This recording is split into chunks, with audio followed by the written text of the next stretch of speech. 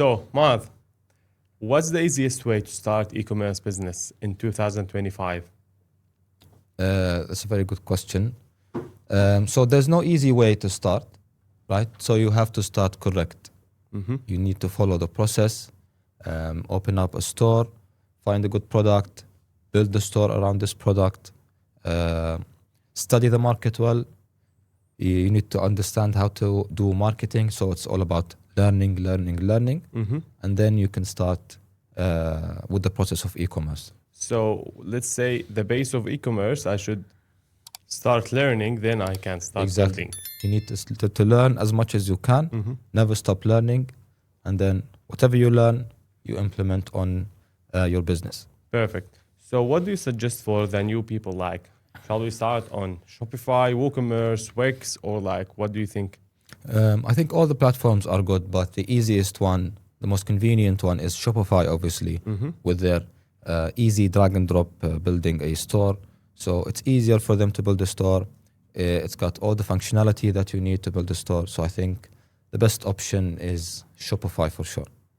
So let's say I prepared my Shopify store. Everything is set, ready. Should I be the one who's doing the ads for my Shopify store or like my own stores? Especially in the beginning. In the beginning, of course, you need to do everything yourself. You build the store, you do the market research, product research, you put the product, you add descriptions, you do the creatives, you launch your own ads, you launch the testing ads. And when you start getting orders, once you start scaling your business, then slowly you move these to agencies, media buying teams, you get a team for the customer service. Obviously, this is in the later stages, but at the beginning, you will have to do everything. I see. Okay. What do you think the budget that I need to start an e-commerce business? I think minimum you need around $2,000 to be able to start your business because you'll need a capital to, you need subscription for Shopify, you need subscriptions for some tools, you need to get an LLC or an LTD, payment processors, you need budget for the ads, you need to keep a budget to buy products in order to fulfill your orders. So minimum $2,000. Anyone that says you can start with $0 or with $100 is just straight up lying. Just a guru. Yeah. Okay. But don't you think it's like too late to start an e-commerce business in 2025? It's never late to start anything. People are still making money from e-commerce. So it's never too late for you to start. You just need to learn, implement, and start. Okay. So, in your opinion, what's the biggest mistake beginners do in e-com once they start? I think the mistakes that they do is, I wouldn't call it mistakes because you'll never learn without making mistakes. Exactly. Right? So you need to learn first. You need to learn first and then implement what you've learned into your business. 100% you're going to make mistakes, but these mistakes is good for you because you will learn from these mistakes. And then you will never repeat these mistakes again. And then you will reach to a point where you understand everything. So you don't do these mistakes again and again. And then you can scale your business from there. But mistakes are good because you will learn from your mistakes and you will not do them again.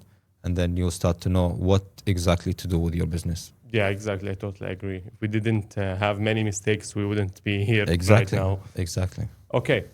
So what do you think is more important? Is it the product or the marketing? Well, 100% both are important. But I think, like, let's say you have the best product in the world, but not very good marketing, you're not going to make money. And sometimes you might have not as good as of a product, but your marketing is great. You're still going to make sales. So it's a combination of both. You need to have a good product and you need to select the perfect marketing angle for this product in order to make the sales. Nice. Okay, from your experience, do you think influencer marketing is important at some point with e-commerce? I think it's one of the most important marketing strategies because especially in these days, right? Because a lot of the end customers, let's say, they trust certain influencers they follow on Instagram. So once they see them talking about your product, they see them marketing your product, they will have the trust to buy the product more than they would have the trust if they saw it on a random ad, right? Correct. Now, obviously, paid ads are good, but influencer marketing could build more trust for your brand, especially. So, this is a nice question. What's the best ad platform to start with? My personal favorite, obviously, is Meta, Definitely. because Meta has proven the most consistency over the years. So you can start testing a product on Meta. I think it's the best platform to be able to tell if the product is working or not. So you would test the product on Meta, and if you see the product is working fine, then you can move on to other platforms such as Google, TikTok, Pinterest, Snapchat, depending on what market are you targeting. So, like, you especially do the base in Meta, and like you start testing with Meta, and later on you can just scale up with any other platform. Exactly, and you can scale up with Meta itself, obviously. A lot of people scale with Meta, so you do the testing in Meta, you do the scaling in Meta, and you also scale in other platforms as well. Nice, nice. Okay, so I have here also a nice question. It says, what's the biggest mistakes you see the brands, like in general, do when they are doing the targeting in Meta? So like now we are talking a little bit more specifically about Meta. Okay. So yeah, what do you think like the most mistakes that brands do when it comes to the targeting with Meta? I think the number one mistake is not knowing your audience correctly. Now, obviously, these days in Meta, the best strategy for marketing is broad targeting, but you need to understand your target audience, right? You need to build an ideal client. Yeah. So you have a brand, right? Who's the ideal customer for your brand? How old is he? Is he a male? Is he a female? What are their habits? What are their hobbies? You need to understand your ideal customer to be able to know who are your targeted audience.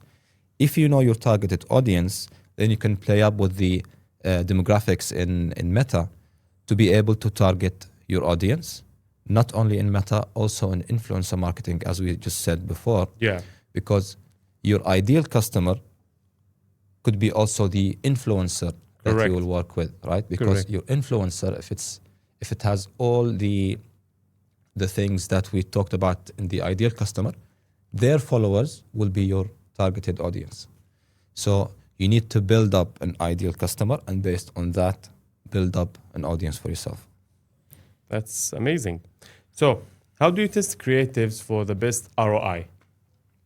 Well, there's tons and tons of different strategies. Yeah. Not to make it very long, I'd say do your research, see what's working from your competitors, try to do something similar, test different hooks, test different messages. It's all about testing, right? You need to test different things, see what's working, replicate it.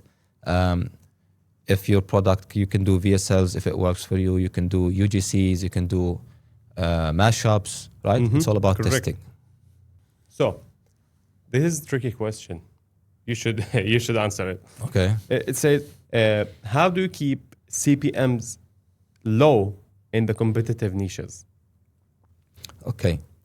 Well, there isn't like a cheat sheet for you to just Yeah. lower the CPM, right?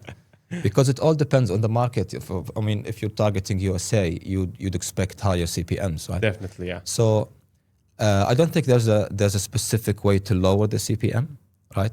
It's all about the competition, as long as you're following the guidelines of Meta, and you just gotta work around it, find a good ROAS, and just make money. Like there isn't a way to lower really these CPMs. Okay, last question. What's your prediction for Meta ads in the next 12 months? Especially with AI, I think. Yeah, of course. I think it's growing and growing. It's never gonna fall down.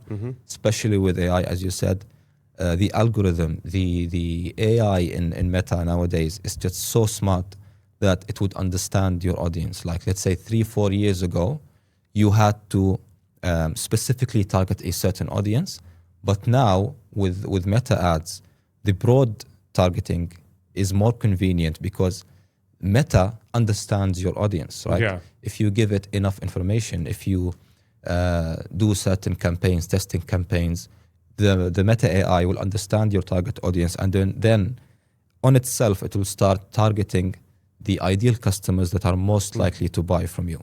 So in my opinion, it's better to keep it broad because the AI of Meta will understand your business, and it's only getting better and better. Well, thank you for the questions.